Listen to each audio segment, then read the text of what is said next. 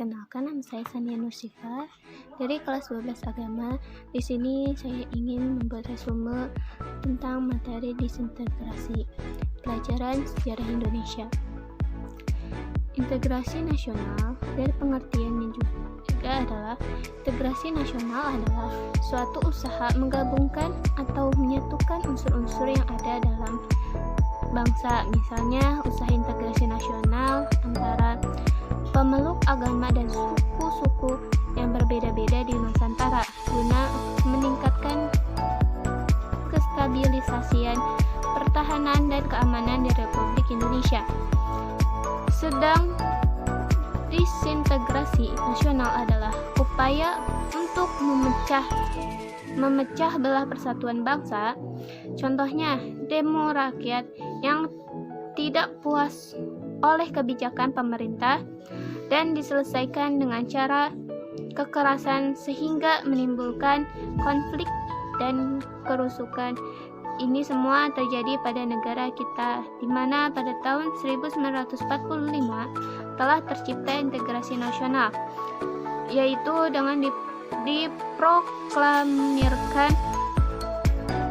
kemerdekaan bangsa Indonesia. Namun sejalan dengan itu, karena terjadinya kesewenang-wenangan dalam mengatur kepemerintahan, maka terjadilah pemberontakan oleh masyarakat, di mana puncaknya yaitu terhadap tahun 1965. Terjadi kudeta berdarah yang menghebohkan dunia. Itu semua diakibatkan rasa disintegrasi nasional akibat ketidakpuasan masyarakat terhadap pemerintah dan membuat negara semakin carut marut. Saya Taskia Nafsa dari kelas 12 keagamaan. Di sini saya akan mempresentasikan materi tentang kondisi di bidang politik, ekonomi, dan sosial budaya pada masa demokrasi liberal. Yang pertama itu di bidang politik itu ada 3 poin.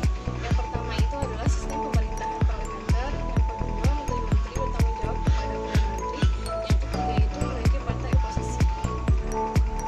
Yang kedua ada bidang ekonomi. Bidang ekonominya ini ada 5 poin. Yang pertama itu Undang-Undang Nomor 19 Tahun 1945 mengenai nilai tukar mata uang. Yang kedua itu 1 Oktober 1946 uang kertas baru. Yang ketiga itu adalah Perpu Nomor 2 Tahun 1946 pendirian BNI sebagai bank sirkulasi. Yang keempat itu ada sistem ekonomi gerakan benteng atau Sawetro Djokhadikusumo. Yang kelima itu ada sistem ekonomi Alibaba atau Iskak Chokrohadisumo, yaitu kondisi sosial. Nah, dalam kondisi sosial ini ada 2 poin.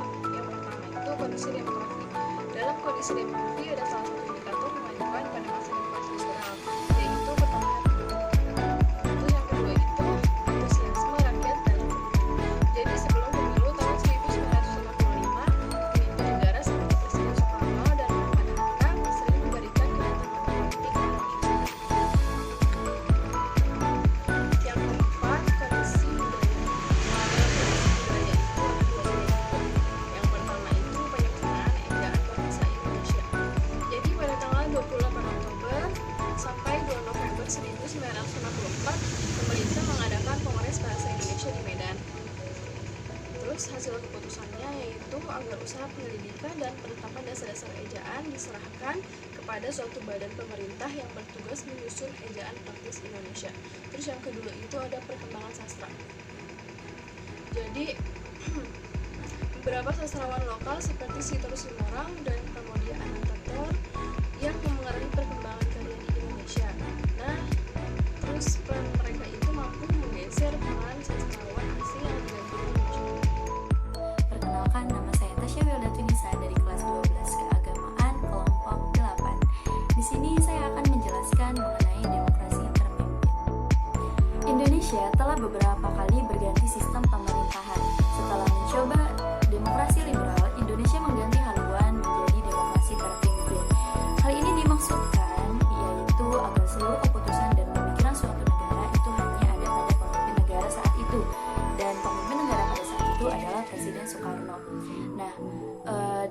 terpimpin ini juga dimulai sejak dikeluarkannya dekret presiden pada tanggal 5 Juli 1959. Dari keadaan politik, keadaan ekonomi, keadaan sosial, budaya, dan peristiwa-peristiwa yang terjadi pada saat demokrasi terpimpin, pertama saya akan menjelaskan terlebih dahulu mengenai keadaan politik demokrasi terpimpin.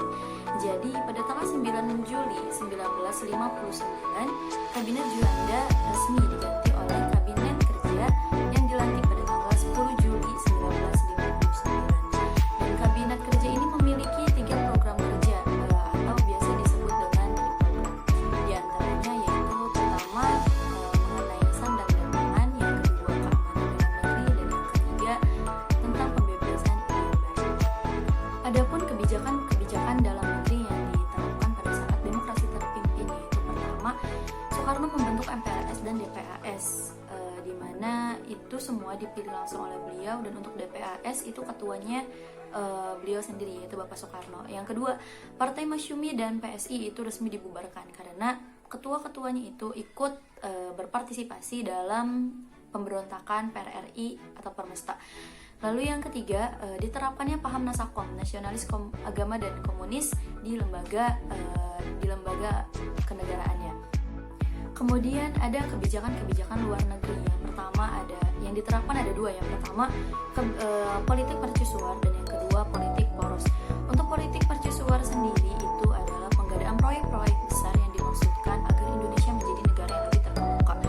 Dan politik poros itu salah satu hubungan istimewa dari Indonesia, seperti contohnya Indonesia dengan RRC dalam politik Jakarta Peking dan yang lain sebagainya.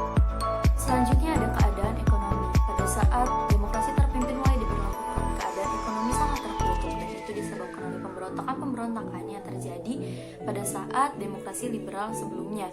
Nah, untuk mengatasi masalah ini, maka ekonomi itu berjalan dengan sistem komando, di mana seluruh alat-alat produksi dan distribusi itu dimiliki oleh pemerintah maupun diawasi oleh pemerintah.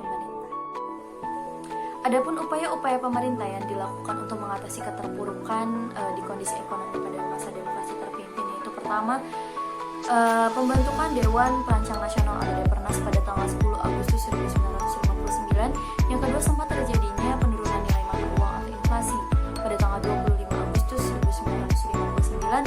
Dan yang ketiga, yaitu menyelenggarakan Deklarasi Ekonomi atau DEKON pada tanggal 28 Maret 1993. Hal ini dilakukan untuk menciptakan ekonomi yang bersifat nasionalis.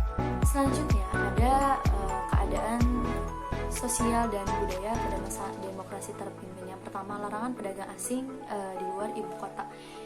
Muncul pertama kali akibat adanya konflik antara pedagang Indonesia dengan pedagang Cina pada tanggal 1 Januari 1960, di mana para pedagang asing ini berjualan hingga ke pedesaan.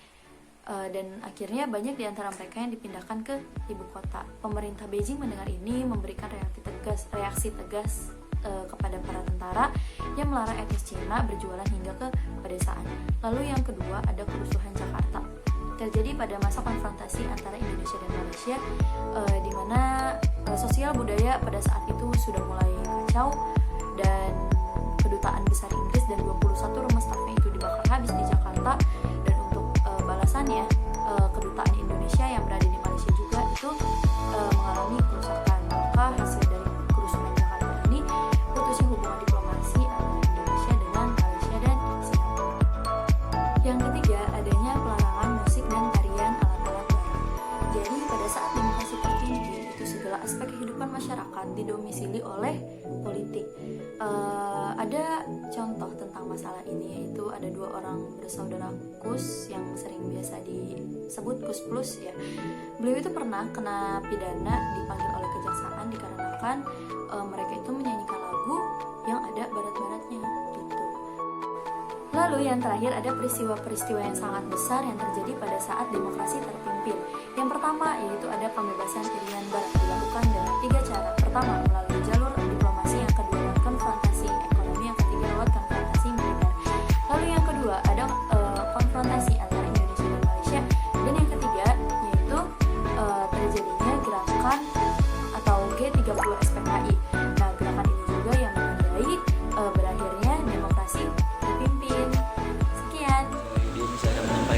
kesimpulan dari 3 pembahasan yang dibahas oleh teman saya. Yang pertama, mengenai integrasi dan disintegrasi bangsa. Integrasi bangsa adalah bersatunya suatu bangsa yang menempati wilayah tertentu dalam sebuah negara yang berdaulat baik. Sedangkan disintegrasi bangsa adalah upaya memecah belah bangsa. Kemudian, sistem demokrasi terpimpin adalah sistem yang dimaksudkan agar seluruh keputusan serta pemikiran yang berkaitan dengan negara berpusat pada pemimpin yang satu, yaitu Soekarno pada saat itu. Masa demokrasi terpimpin ini dimulai sejak lahirnya Dekret Presiden 5 Juli 1999. Kemudian kondisi politik pada masa ini adalah yang paling mencolok itu terjadi pada Kabinet Juanda ya. Kabinet Juanda dibubarkan dan diganti menjadi Kabinet Kerja yang dilantik pada 10 Juli 1999. Kabinet ini memiliki program kerja yang disebut di program yang meliputi masalah-masalah sandaran dan pakan, keamanan dalam negeri, dan pengembalian Irian Barat. Kemudian kondisi ekonomi pada masa ini, pada masa demokrasi terpimpin, itu awalnya sangat terpuruk akibat pemberontakan yang terjadi. Untuk mengatasi masalah tersebut, sistem ekonomi berjalan dengan sistem komando, di mana alat-alat produksi dan distribusi yang vital harus dimiliki dan dikuasai negara. Kemudian, kondisi sosial dan budaya pada saat ini yaitu banyak terjadinya larangan pedagang asing di luar ibu kota daerah, kerusuhan di Jakarta, konflik rekra dengan Manikibu, serta pelarangan musik dan tarian ala barat. Kemudian demokrasi liberal. Ini demokrasi ini terjadi pada 1949 sampai 1959. Sorry, saya terbalik ya. Harusnya liberal dulu baru terpimpin, tapi udah terlanjur ya. Sorry. Nah, pada masa ini ada kondisi demografi. Ada beberapa faktor atau indikator kemajuan pada masa demokrasi liberal adalah pertambahan penduduk. Pertambahan penduduk nasional pada saat ini atau pada masa itu, tepatnya pada tahun 1950 adalah 77 juta jiwa dan meningkat pada tahun 1955 menjadi 85,4 juta jiwa. Nah, pertumbuhan penduduk perkotaan atau Jakarta tahun 1950 1,8 juta jiwa dan naik pada 1960 yaitu 2,9 juta jiwa. Jumlah buta huruf itu pada masa kolonial ya 92,6%. Nah, pada tahun 1960 turun menjadi 24%. Lumayan bagus lah.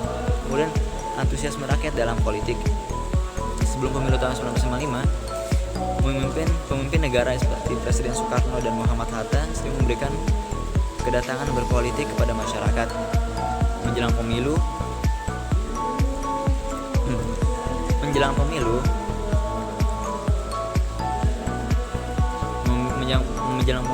terkadang Presiden Soekarno sering memberikan arahan politik. Kemudian pada masa ini juga kehidupan budaya pada masa ini adanya seperti penyempurnaan ejaan bahasa Indonesia, perkembangan sastra juga ada di sini. Kemudian kehidupan pers pada masa ini yaitu tumbuh dengan subur menyuarakan realitas dalam masyarakat pemerintahan. Selain juga sumber informasi pers juga berperan sebagai kontrol sosial. Selanjutnya bermuncullah surat kabar-kabar hingga ada tahun 1954 di Indonesia terdapat 105 surat kabar. Nah, lumayan baik ya pada masa itu. Kemudian pada bidang ekonomi ada UU nomor 19 tahun 1945 mengenai nilai tukar mata uang ori. 1 Oktober 1946 uang kertas baru ori muncul. Perpu nomor 42 tahun 1946 pendirian BNI sebagai bank sirkulasi. Kemudian sistem ekonomi gerakan Benteng atau Sumitro Joyo Hadikusumo yang membuatnya. Kemudian ekonomi Indonesia dan programnya itu ada Plan Kasino, yaitu pemberian bantuan bagi para petani dan pemilik tanah. Mungkin hanya itu saja yang bisa saya sampaikan, soalnya saya kurang mengerti sejarah Indonesia ya. Sorry juga, terima kasih. Assalamualaikum